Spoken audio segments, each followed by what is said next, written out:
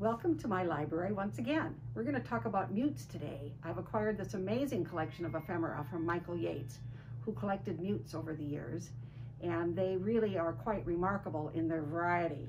So for instance, we've got this Tone Wolf mute, which you can see in the Lyon and Healy catalog here, from probably the 1920s, selling for 35 cents. It's a weighted mute. It actually has a significant amount of weight and would cancel out the majority of the sound of the violin.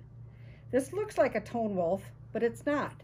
It's got a pitch pipe in one end, and then it has a string gauge right here. So you can see what string you've actually got in hand by how far you can pull it up into this slot. This is another variation of the Tone Wolf right here.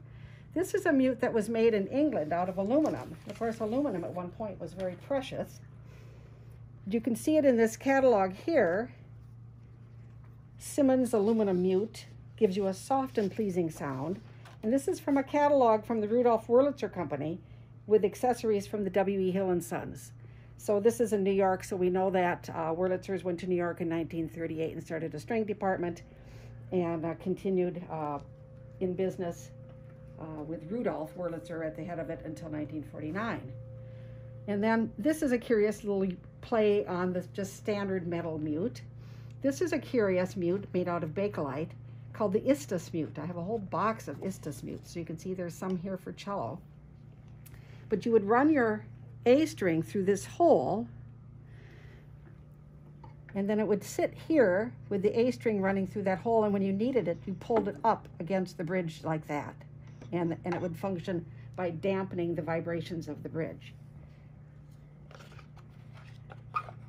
Here we have the 5-prong cello mute, which you can see in this catalog here from the Pete's Music House of Utica, New York, no longer in existence. And here's another 5-prong mute for violin in its original box, German made. And this is another original box with the wrapping on the mute.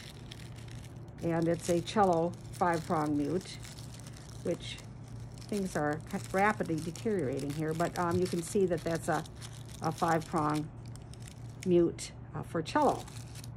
And behind it, we have mutes made out of horn that I think are particularly lovely and would produce a very interesting sound, as with this leather mute over here.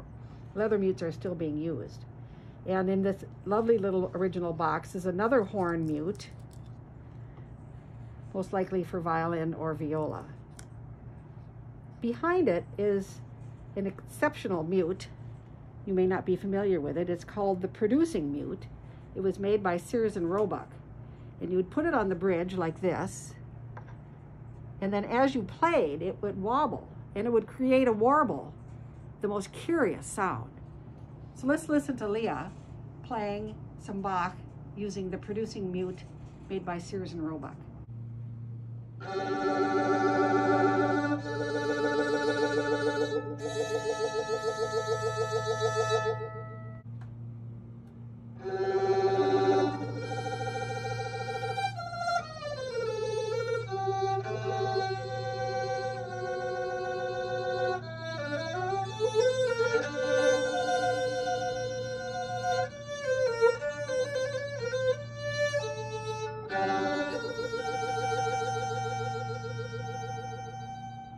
Thank you for your interest in following along regarding the history of mutes in the early 20th century. We have more from this collection of ephemera to show you in weeks ahead. Thank you.